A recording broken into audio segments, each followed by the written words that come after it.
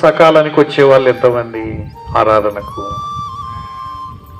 ఎంతమంది సకాలానికి వచ్చేవాళ్ళు? అంటే ఏమర్థం?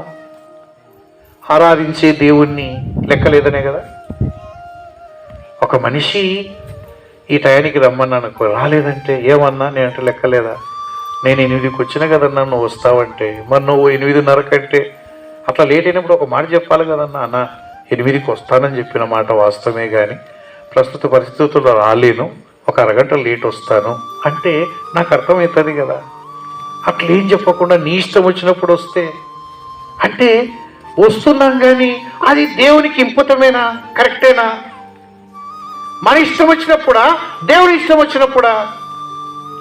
వ్యర్థముగా ఆరాధించడం అంటే అదేదో స్తుతులు చెల్లిస్తున్నాం, మంత్రాలు అవి, మంత్రాల యాంత్రికంగా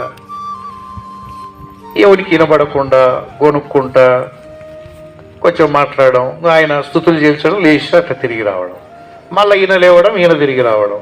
ఇదేంది ఆరాధన అంటే? ఇట్లే ఉంటుందా ఆరాధన అంటే? ఎవరికొద్ది వాళ్ళు లేచిపోవడం, రావడం, మధ్యలో బయటికి వెళ్ళడం, రావడం.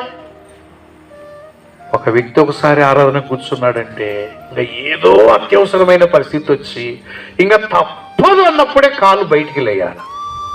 చిన్న చిన్న దానిలకు కాని దానిలకు ఆరాధన జరుగుతుంటుంది, బయట తిరుగుతుంటారు. ఆరాధన జరుగుతుంటే కదలికలు ఉంటాయి, ఆరాధన జరుగుతుంటుంది. ఎట్లా డిస్టర్బెన్స్ కదా. ఒక వ్యక్తి స్తుతులు చెల్లిస్తుంటే మనం ఏకీభవించొద్దా? ఏం ఆరాధన ఇది? వ్యర్థముగా నన్ను ఆరాధిస్తున్నారు. సమయం పట్టదు, ఏమవుతుందిలే, ఏం కాదు. ఏమవుతుంది చెప్పండి? దేవునికి బాధ అవుతుంది. ఎవరికి బాధ అవుతుంది చెప్పండి? ఏమవుతుంది అంటే దానికి ఎవరేం చెప్తారు? ఏమవుతుంది కాదు. దేవునికి మహిమ రాదు సుమా, దేవునికి మహిమ రాదు. అందుకే మన ఆరాధనలు రాను రాను రాను రాను రాను రాను సిన్సియారిటీ తప్పుతున్నాయా అనిపిస్తుంది. కొన్ని చోట్ల చూసి మనిషికే బాధ అవుతుంది, ఇక దేవునికి ఎంత బాధ అవుతుంది. ఏం ఆరాధన చేస్తున్నారు? ఏం ఆరాధన చేస్తున్నారు? మధ్యలో మాట్లాడడం, మధ్యలో లేవడం, మధ్యలో గట్టిగా అరవడం, ఆరాధనలు అట్లా ఉండొచ్చునా?